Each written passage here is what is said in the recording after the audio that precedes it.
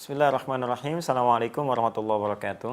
Alhamdulillah, wassalatu wassalamu ala rasulillah wa ala alihi wa sahbihi wa man wala ba'd. Teman-teman, insyaallah hari ini kita teruskan menjawab pertanyaan-pertanyaan antum. Ustaz, apa perbedaan zakat, infak, dan sedekah? Sedekah itu nama umum bagi setiap amal-amal kebaikan. Amal soleh nama umumnya sedekah. Ya, dalam fikih kullu ma'rufin sedekah, setiap baik-baik yang baik-baik dipraktikkan sedekah. Ya, tidak harus kemudian menggunakan uang melulu, tidak. Bisa dengan misalnya bisa bantuan dengan pakaian, ya, bisa bantuan dengan makanan, ya. Jadi ada yang sifatnya dengan harta. Karena itu dalam Al-Qur'an zakat pun disebut sedekah. Disebut sedekah. Ya, buka Quran misalnya surah ke-9 atau ayat 103. Khudz min amwalihim sedekah.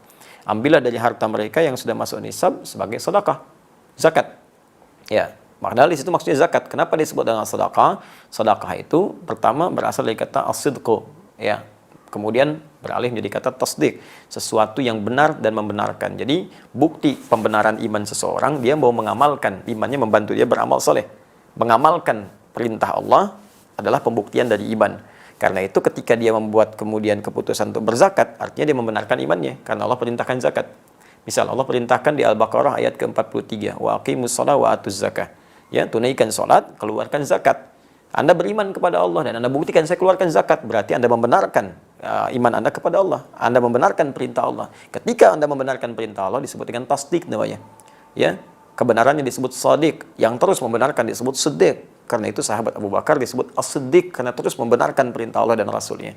Nah, zakat disebut dengan sedekah salah satunya karena itu pembuktian keimanan kita kepada Allah. Ya. Kemudian teman-teman sekalian, infak disebut sedekah. Quran surah kedua Al-Baqarah ayat 264, ya, paling kiri sebelah bawah. Ya ayyuhalladzina amanu la tubtilu shadaqatikum bil manni wal adza kalladzi yunfiqu malahu riya'an nas. Hei orang-orang beriman, jangan batalkan, gugurkan amal-amal kebaikanmu yang telah lelah engkau tenun dengan melakukan perbuatan yang merusak seperti orang infak yang riya. Nah, infak riya itu disebut dengan bagian infaknya disebut dengan sedekah. Enggak boleh infak dengan riya. Infaknya masuk kategori sedekah. Jadi kalau Anda katakan sedekah itu nama umum, ya, zakat sedekah, infak sedekah, termasuk salat bagian dari sedekah karena amal saleh. Senyum sedekah. Ya, basmatuka fi wajhi akhika sedekah. Senyummu yang membahagiakan temanmu itu sedekah. Nah, kemudian kalau sudah zakat spesifik, zakat bentuknya kewajiban berupa harta yang harus dikeluarkan jika sudah memenuhi batasan dan syarat-syarat ketentuan tertentu. Ya, batasan syarat ketentuannya misalnya nisab. Ukurannya apa misalnya? Ya, ukuran sudah 85 gram emas keluar. Ya, di zakat tanaman lain lagi. Ya, apakah diairi atau tidak, perkebunan lain lagi, zakat hewan lain lagi. Ya, ada ukuran-ukurannya. Kemudian untuk zakat mal misalnya berlangsung setahun disebut dengan haul. Ya. Nah, lalu setelah itu bagaimana lagi ketentuannya? Nah, dalam zakat ini sifatnya wajib dikeluarkan. Kedua-dua 8 golongan. Ada di Quran surah ke-9 ayat ke-60. Innamas shadaqatu lil fuqara wal masakin wal 'amilina 'alaiha wal mu'allafati qulubuhum wa fil riqab wal gharimin wa fi sabilillah wa bis sabil. 8 golongan. Fakir, miskin, kemudian 'amilin 'alaiha yang fokus mengerjakan zakat sehingga tidak bekerja di tempat lain. Kemudian mu'allafati qulubuhum yang tertarik dengan Islam diberikan bantuan dari zakat, atau yang sudah berislam tapi masih lemah. Baru masuk Islam, lemah, bantu dengan zakat. Wafir riqab, perbudakan sudah tidak ada. Gharimin, orang yang terikat utang piutang karena kepentingan maslahat agama atau umum. Dia punya perusahaan, bangun sekolah, perusahaannya bangkrut, hidupnya tertekan, utang belum lunas, bantu dengan zakat. Ya. Kemudian fisabilillah, itu sudah dipahami, Ibnu Sabil yang kemudian kesulitan bekal di jalan. Itu zakat. Infak dibagi dua. Ada infak wajib dari suami kepada keluarga. Wajib. Di Quran surah keempat ayat 34, paling kiri sebelah atas. Ar-rijalu qawwamuna 'alan nisa bima faddalallahu ba'dahum 'ala ba'din wa bima anfaqu min amwalihim.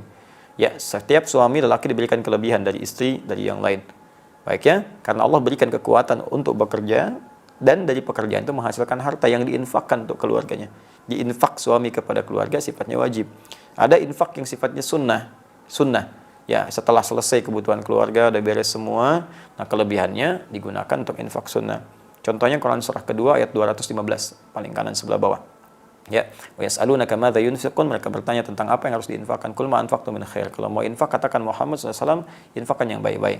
Untuk siapa? Lil walidain, orang tua, wal aqrabin, kerabat dekat, wal yatama, anak-anak yatim, wal masakin, orang miskin, wabnis sabil, orang kesulitan di jalan dalam mendapatkan bekal. Itu contoh-contoh infak yang sunnah. Selebihnya umum.